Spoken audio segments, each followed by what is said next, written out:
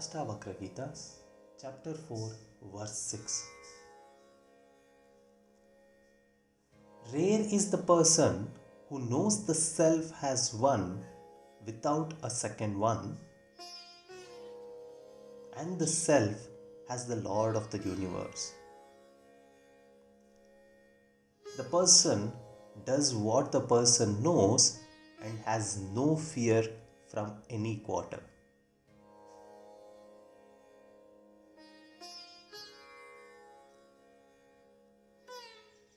Okay, let's understand the gist of this verse and what the sage is trying to say. And as we do every time, to practically understand the verse, we will have to see ourselves first. Right? So, first and the foremost thing that we will have to see is ourselves. So, I'll have to start seeing from the me who is looking at all the things around.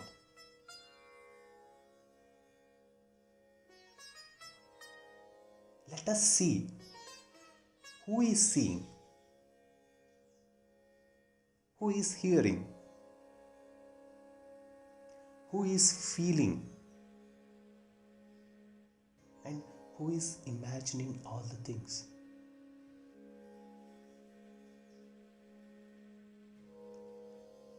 Is there anything outside of this?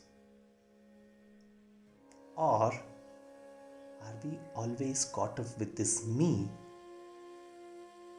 And is it all about me all the time? The sage is telling us to observe this. And also he is cautioning us, don't get caught up with this game of ego. Like say, the ego might say that no, it's not always about me. I am doing some service. I am going to some, say, orphanage and doing some service. He's telling us to hold on and check there also. Go into a deep inquiry and check what is that which is letting you do that. Are you feeding your ego by doing so? Is the ego saying that, yes, I've done something like, making them or helping them? If that is the case, check on that. It's a very good work, but let not the ego come in between.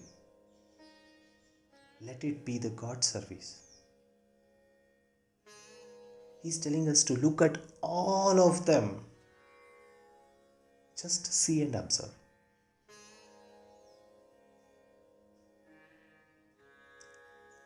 And once we see all of them, we will have to take action. Okay. So for example, if we have a book and we have just kept it aside without reading, then we would just imagine the content inside the book, right? It might be good or bad or whatever it is, it would just be in our imagination until we read the book. Right? In the similar way, the sage is saying, let not the God be just an imagination in our life. And for the God to be reality, we will have to take action. We will have to take action of, cleaning this dust that is filled with all our needs of me, and make space only for God.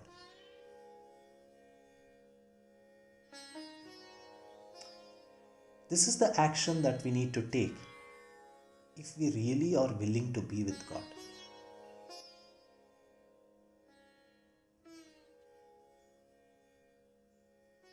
So, the sage is talking about the me and the liberation. That's all. He doesn't want us to get distracted or escaped with any other things.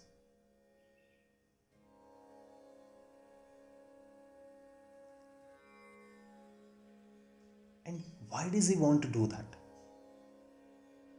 Why does he want to check on all of these things and inquire about all these things? That's because this me, what the sage is talking about, is the one which will cause all the suffering.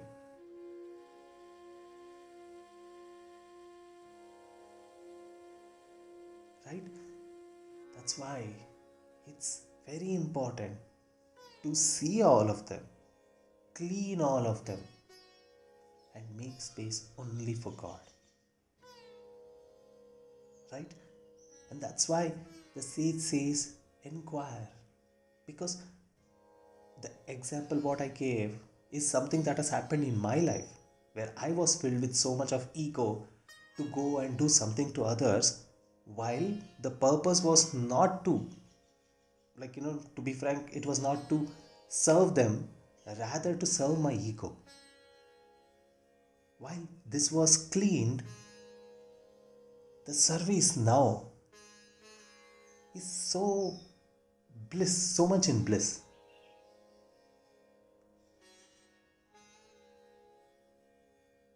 That's why the service of God is so beautiful. Right? The action might seem similar for the others, but for the heart, it's totally different. That's where, in all the scriptures, in all many of the uh, religious stories, it's being said that the God resides in heart. That's where you will feel. Right? It's not the physical heart. It's something else which you'll start feeling. So this enquiry, this cleaning is something very important. That is where the sage says that, the person who knows the self as one without a second one is the one who understands this self as the Lord. That's what the meaning of this one is. If we are caught up with, I need this, I want something for satisfaction, and this satisfaction I am going to get with so and so things, then it is a vicious cycle.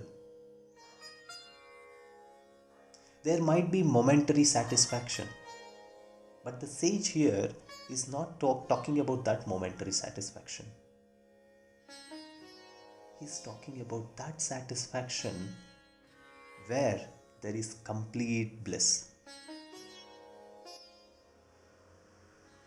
where there is truth. And when he says true bliss, that is something that would not be lost. That's something that is not going to come and go.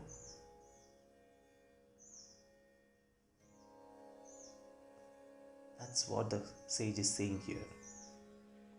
Let's not make God like a momentary happiness as part of our life.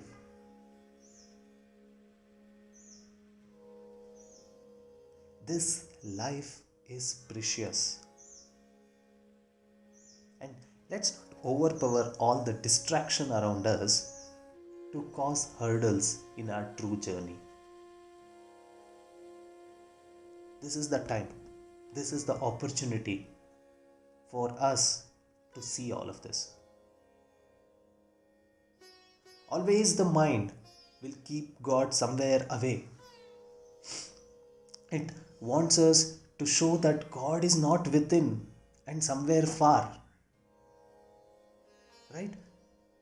Why does it do it? Because the mind and the ego want space. It doesn't want God to acquire the space. It wants itself to acquire the space. It wants to stay alive. And for it to stay alive, one trick that it will play is to push away the God from us.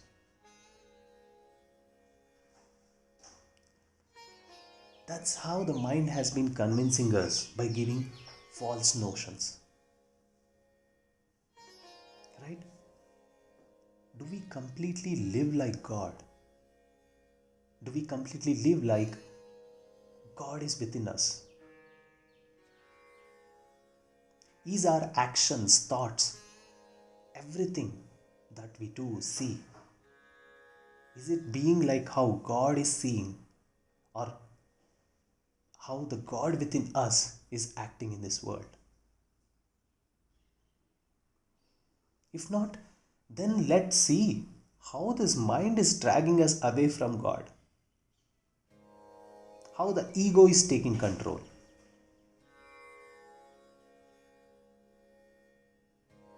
The sage says, my dear ones, look at this one. Enquire and clean all the dust that's been accumulated by the mind and the ego. The sage is saying, understand this one. And then the self, the consciousness, which we see somewhere else, somewhere far. Everything, all those imaginations would be wiped off. The God is not somewhere outside.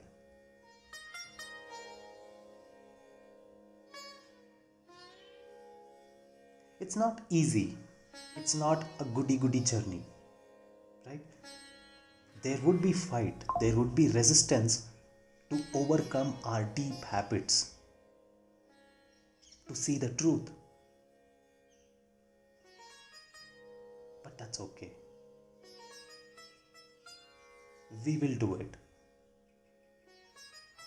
If there is a will to be with the God, if there is a will for the truth to be known, then the nectar of bliss flourishes upon us.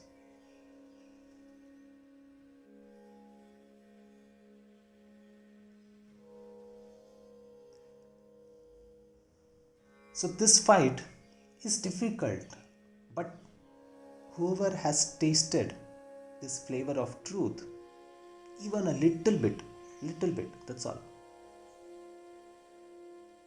Those people will win this battle of mind.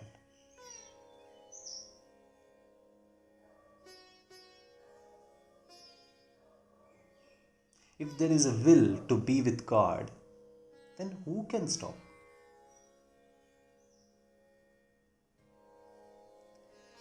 But the sage is saying, this one who faces this battle of facing the ego is rare.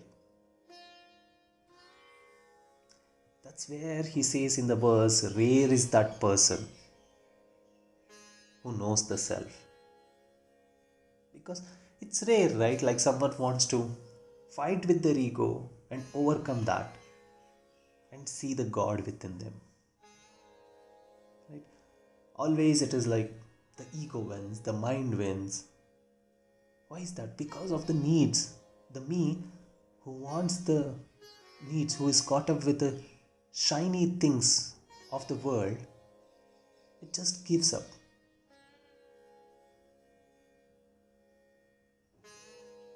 That's okay. But the one who has really seen or who has really tasted this flavor of God, they wouldn't give up.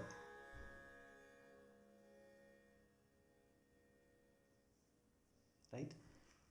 And it would be easier if we keep repeating, if we are being with the verses or being with the scriptures, being with our gurus. That will help us to keep reminding. Because this habit is somewhere within. It is like a web where even if we overcome one thing, there will be some attachments which will bring us back. But we will have to identify all of them. We will identify all of them. Right? So he's saying that the one who has seen the ego and won over the ego, or understood that the ego is false, has no other fear to face.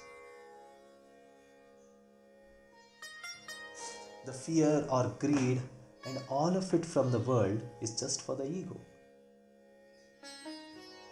Say, for example, someone is threatening us that if you don't do so and so, then I'll destroy your wealth or destroy your belongings.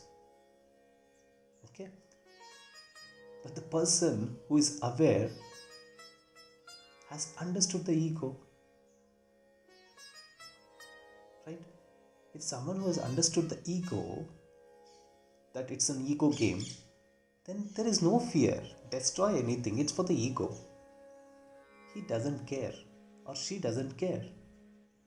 Right? I don't want to get caught up with what the ego shows to me. I am with God. So no one can threaten me, or no one can induce any fear in me or greed in me. It's just like a play.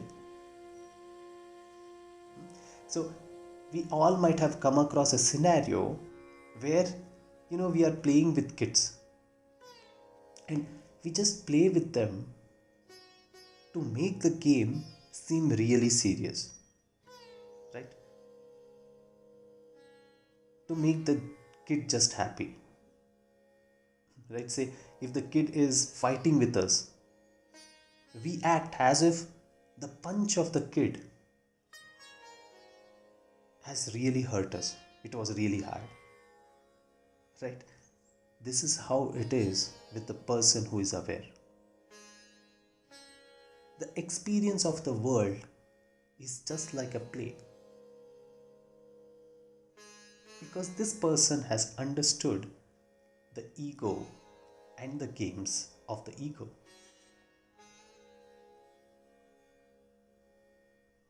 It is just a play, like how we saw an example to play with a kid.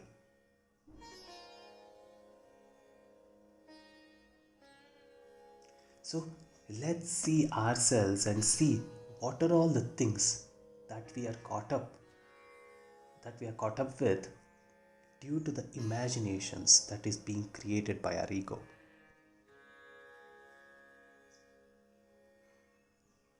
Do we really stand face to face with the ego and only embrace the truth?